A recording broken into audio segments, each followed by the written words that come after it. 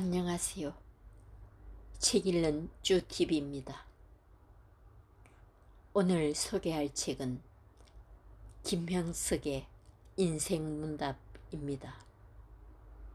지은이는 김형석, 펴낸 곳은 미루 책방입니다.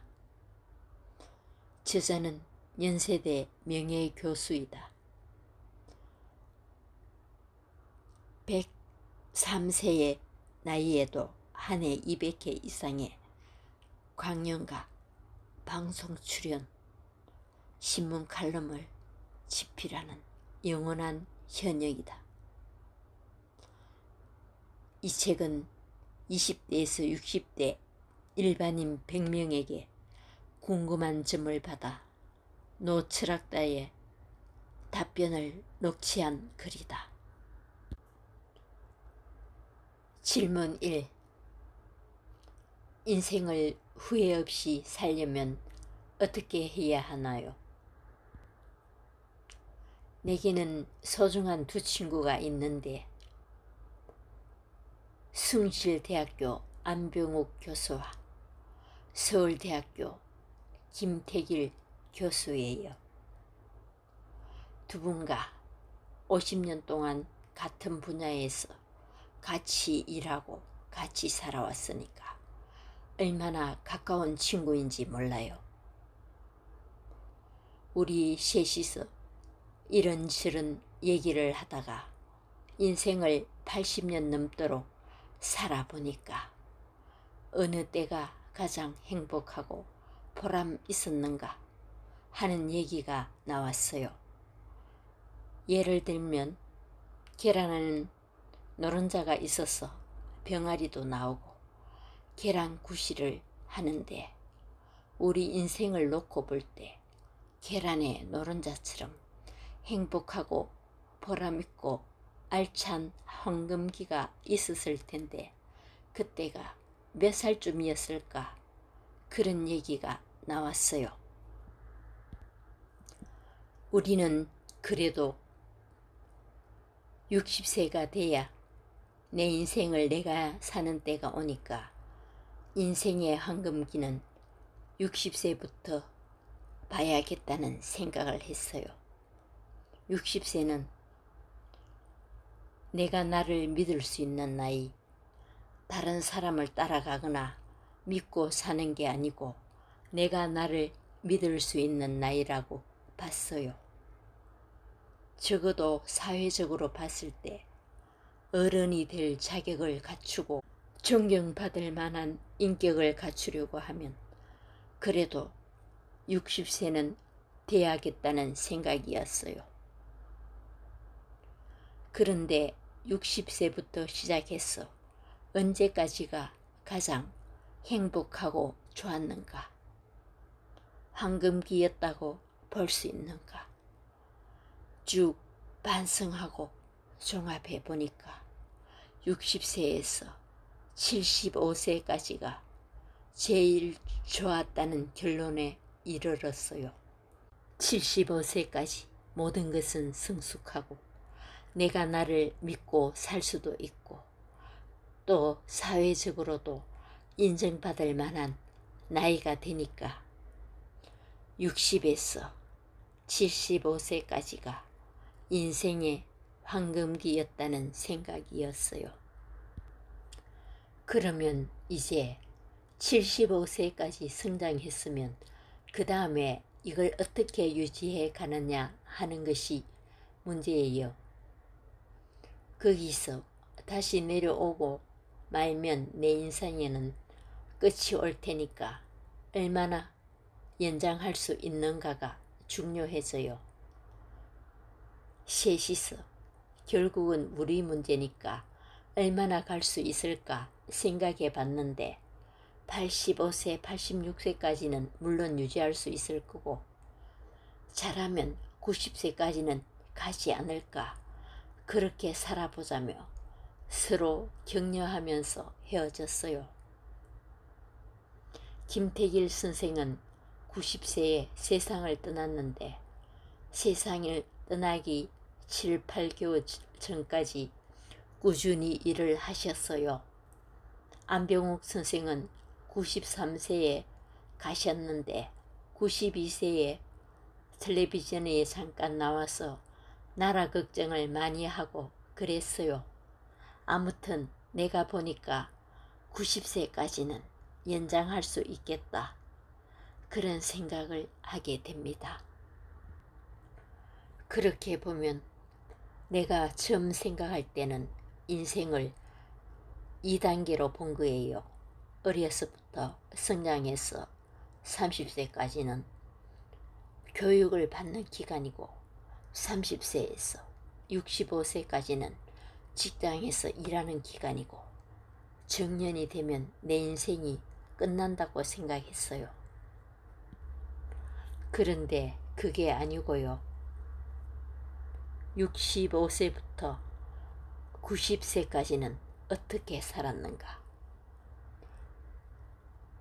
사회인으로 다시 태어나서 사회 속에서 내가 어떤 의미와 보람을 느끼면서 사는가? 그 기간이 추가된 거예요. 내가 살아보니까 인생은 2단계가 아니라 3단계로 살아야겠다는 생각입니다. 인생을 사과나무에 비유한다면 사과나무가 크게 자라게 되면 제일 좋은 때는 언제일까요? 열매를 맺을 때가 가장 소중한 때예요. 그렇게 본다면 인생의 열매를 맺는 3단계가 가장 보람있고 의미있는 시기라고 생각하는 것이 지혜로운 판단인 것 같아요. 나 자신이 살아보니까 90세까지는 늙는 게 아니에요. 90세까지는 누구나 똑같이 일할 수 있어요. 질문 2. 행복한 노년이 되려면 무엇을 해야 하나요? 인생이 100년이라면 어떻게 살아야 지혜롭게 후회 없이 살 수 있을까? 일반적인 결론은 크게 3가지예요. 첫째, 60세가 넘으면 무조건 공부해라 입니다. 내가 나를 정신적으로 키우고 성장해야 하니까 공부하라는 거예요. 60세 이후에는 지금까지 못했던 공부를 다시 시작하라는 뜻이 하나 들어가 있고요. 다른 하나는 60세 이후에는 독서를 많이 하라는 뜻이 또 있어요. 내 인생을 살찌우기 위해서, 남은 여생을 보람있게 살기 위해서 지식이나 생활 내용을 풍부하게 공부해야 해요. 한 가지 확실한 것은 선진사회라고 하면 어디를 가든지 독서를 생활화한다는 거예요. 그건 대단히 중요한 문제예요. 책을 읽는 사회와 읽지 않는 사회는 개인의 차이뿐만이 아니고 그 사회의 수준까지 결정을 지어요. 그래서 공부하고 독서하는 일은 내게 주어진 책임이라고 생각해요. 두 번째는 절대로 놀지 말라예요. 노는 사람은 인생을 잃어버리고 일하는 사람은 인생의 열매를 거둘 수 있어요. 봉사활동을 해도 좋고 무슨 일이든 좋으니 일해야 해요.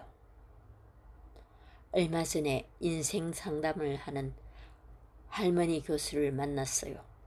그분과 얘기를 나누다가 자기네가 상담을 하면서 항상 권하는 게 뭔고 하니 시간에 여유가 있으면 봉사활동을 하라는 거예요. 봉사활동을 하는 사람은 행복하고 하지 않는 사람은 인생을 잃어버린다는 얘기예요. 봉사활동을 해본 사람은 알아요. 남을 위해 봉사하는 것 같지만 그 봉사활동을 통해 내가 더 보람을 느끼고 행복해져요. 세 번째는 60세가 넘어서 이제 내 인생을 행복하게 살겠다고 생각하는 사람들은 취미활동을 시작하라는 그예요. 노년이 되어 새로운 행복을 찾는 방법은 공부하고 일하고 취미 생활을 시작하는 거예요. 앞으로 주어지는 세월을 아무 준비도 없이 지내면 결국은 공허한 삶을 살 수밖에 없어요.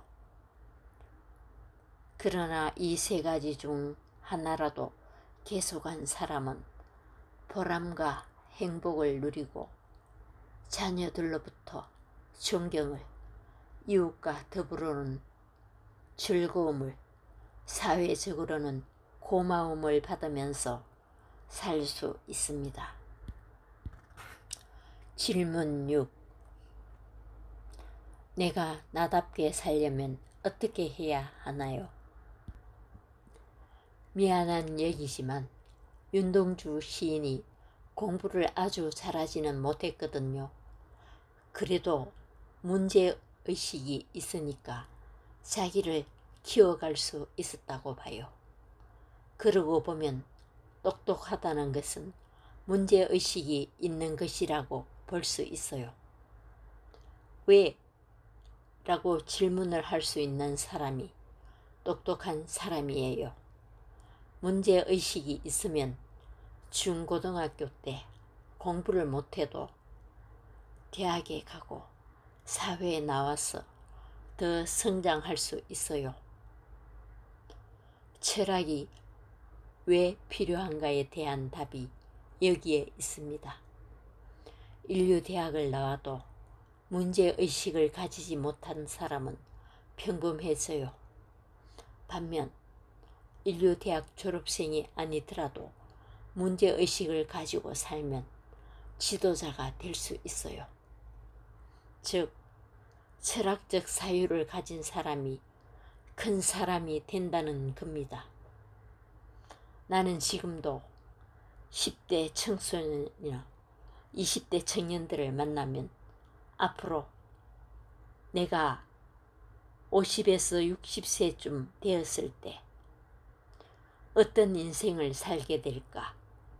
그런 자화성을 그려보라고 얘기해요. 그 문제의식이 자기 발전에 가장 큰 길이 아니었나 생각하니까요. 문제의식과 목적을 갖고 출발한 사람과 저는 그런 문제를 느끼지 못하고 30년을 산 사람의 차이는 현격하게 나는 법이에요. 뚜렷한 문제의식이 있는 사람은 그 목표를 향해서 직진하기 때문에 성공할 가능성이 높으나 그렇지 못한 사람은 방황하기도 하고 친구들의 뒤를 따라가기도 해요. 성공률도 높지 않으며 따라서 행복한 삶을 누리지 못해요. 그래서 나는 청소년기에 공부를 열심히 하는 사람보다 뚜렷한 목적과 문제의식을 갖는 사람이 결국 성공도 빠르고 행복한 세월을 보내게 된다고 봅니다. 질문 10. 자녀 교육은 어떻게 해야 하나요? 농사를 짓는 사람들은 적당한 양의 비료를 주고 잡초를 제거하고 병충해를 예방하는 일만 하면 돼요. 그 이상의 더 큰 책임은 자연이 감당해 주거든요. 태양이 빛과 온도를 주고 적당한 양의 눈과 비가 내려 때가 되면 작물이 자라고 열매를 맺어요. 자녀 교육도 마찬가지예요. 어린 애를 수제나 영재로 만들려고 간섭하고 고생시키는 것은 변모를 잡아 뺏어 빨리 자라게 하는 것과 같아요. 지금 우리나라의 교육은 어머니들의 욕심과 교육당국의 간섭 때문에 후퇴하고 있어요. 나는 수많은 어려움을 겪으면서 아들 둘과 딸 넷을 키웠어요. 말하지 않는 교육반 춤이 있었어요. 평범하게 자라서 주어지는 일에 최선을 다해라.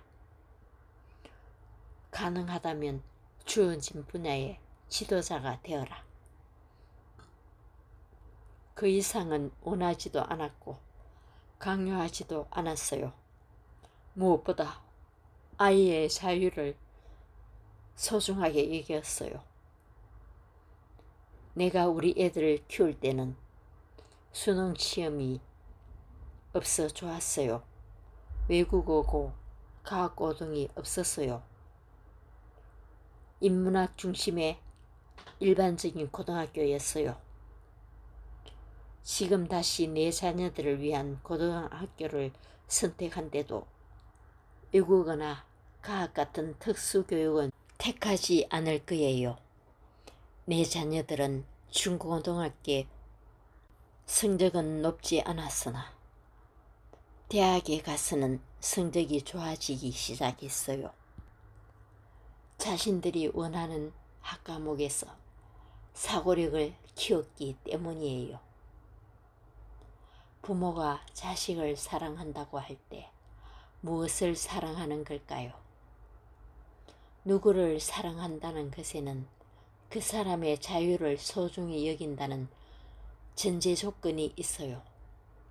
상대방의 자유를 사랑해야 비로소 우리는 누군가를 진정으로 사랑할 수 있는 거거든요. 부모는 아이의 자유를 사랑해야 해요. 공산주의 사회에는 사랑이 없어요. 자유를 구속하기 때문이에요. 상대방의 자유를 구속하면서 어떻게 상대방을 사랑할 수 있겠어요? 부모와 자식의 관계도 그렇습니다. 자유는 곧 선택이에요. 이걸 해, 저걸 해가 아니라 이런 게 있고 저런 게 있어. 너는 어떤 걸 할래? 이렇게 선택의 자유를 줘야 해요. 그러면 아이에게 삶을 헤쳐나갈 힘이 생겨요. 아이에게 선택의 자유를 주지 않으면 아이의 자아가 없어져요. 자신의 중심이 사라져요. 물론 아이가 어릴 때는 보호해 줘야죠. 조금 더 자라서 유치원에 다닐 때는 부모가 손을 잡고 같이 걸어가야 해요. 사춘기까지는 그래야 합니다. 그 다음에는 아이를 앞세우고 부모는 뒤에 가야 해요. 아이가 선택의 자유를 갖게 하는 것이죠. 나는 거기에 사랑이 있다고 생각해요. 읽는 내내 너무 좋았습니다. 내용을 다 전하지 못해 아쉬운 마음뿐입니다.